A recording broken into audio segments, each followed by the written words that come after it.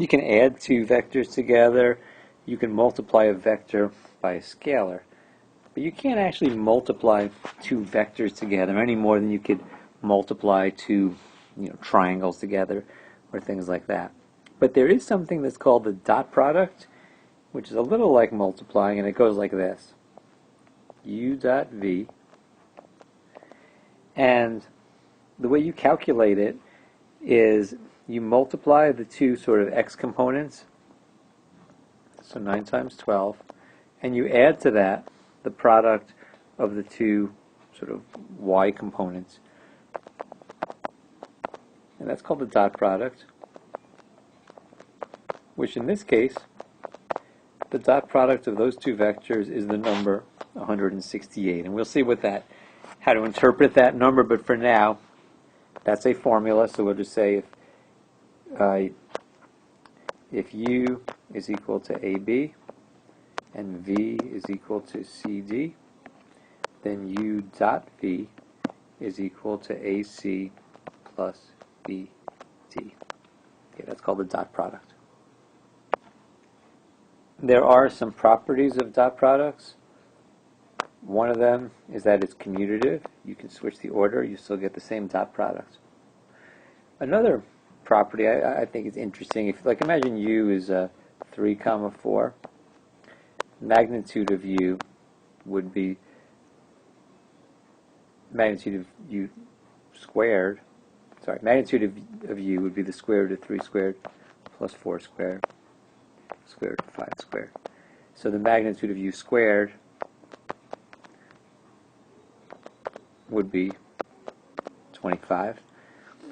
On the other hand, if I do U dot U, look what happens.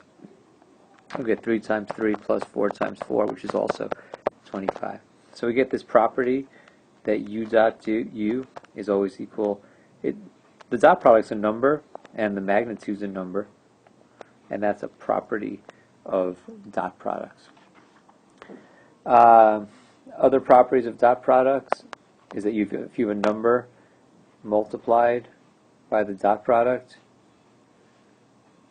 it doesn't matter if I do it this way or if I do it this way or if I do it U times AV. It doesn't matter. It's sort of like associative property. And one more property, I'm not going to prove it, you can make up any numbers to see that this works, is that there is a distributive property for dot products. So those are some properties that are going to come in handy.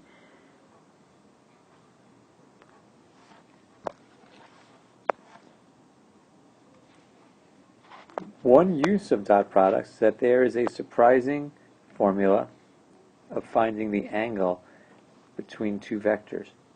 I'm going to give you the formula first, derive it afterwards. This is the formula that tells you the angle between two vectors.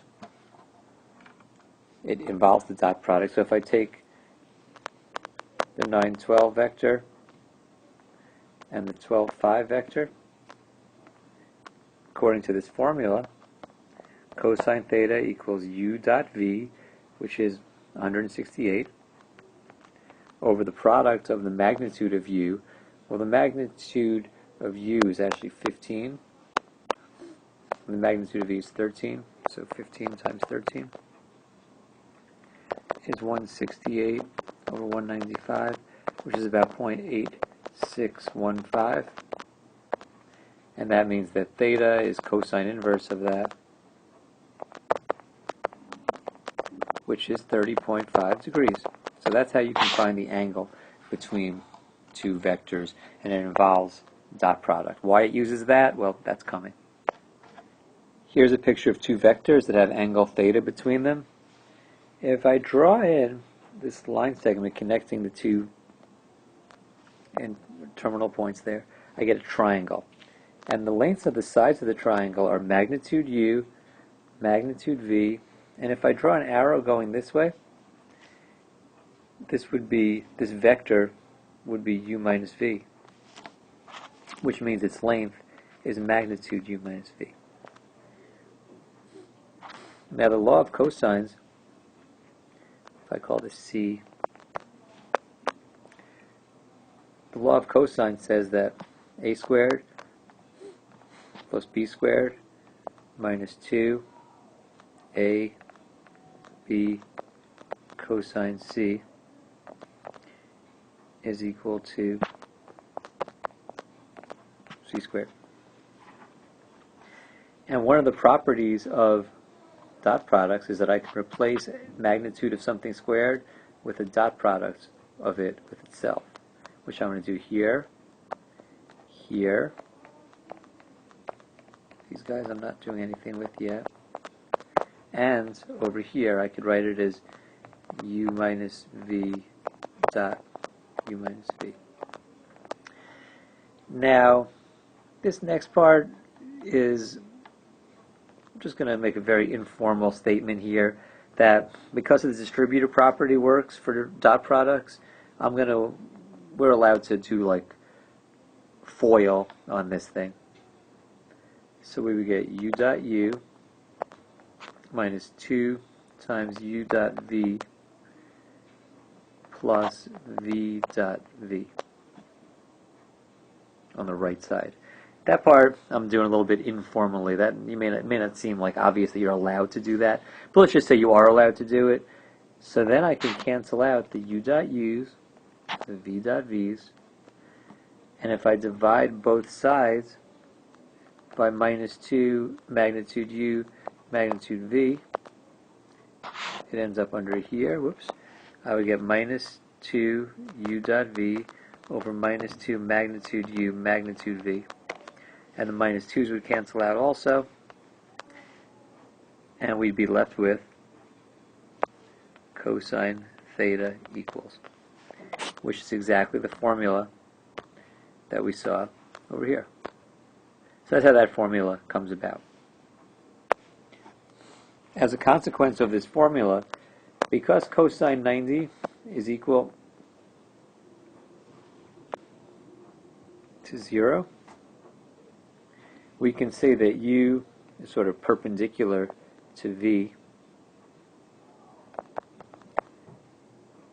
if u dot v is equal to 0. So that's a quick check, because if u dot v equals 0, it doesn't matter what the denominator is, cosine theta will be 0, and cosine theta is 0 when theta is 90 degrees. We can use this to verify. For example, here's minus 3 comma 4, and here's a vector which may or may not be perpendicular. It's 8 comma 6. Well, since u dot v is equal to minus 3 times 8 is minus 24, plus 4 times 6 is 24, equals 0. So yes, these two things are perpendicular. If I'm given two vectors that I'm told are perpendicular, but I don't know one of those like components there, I can say that 10 times negative 3 plus 2 times y has to equal 0. Negative 30 plus 2y equals 0. 2y equals 30. Y equals 15. So I can calculate that. In general, if u dot v is equal to 0, the angle is going to be 90 degrees. If u dot v is positive, the angle is going to be acute. And if u dot v is negative, it's going to be an obtuse angle.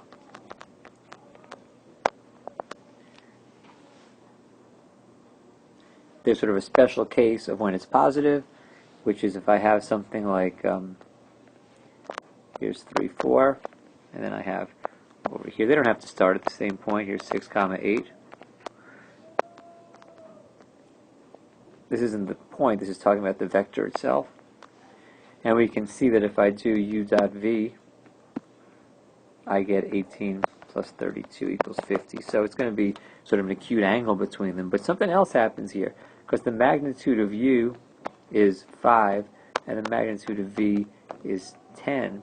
So we have this situation where u dot v is equal to magnitude of u times magnitude of v. That doesn't always happen. But if it does happen, then they are parallel. Or you could say cosine theta would equal 1, because if u dot v is equal to magnitude of u times magnitude of v, then these things cancel out and become 1. And when cosine theta equals 1, that's when theta is equal to 90 degrees. So a lot of stuff you can do with dot product, as you see, including proving what dot product has to do with that formula. Where is it? There you go. So this is the hardest thing from this lesson, following the different steps and how the law of cosines leads me to that formula.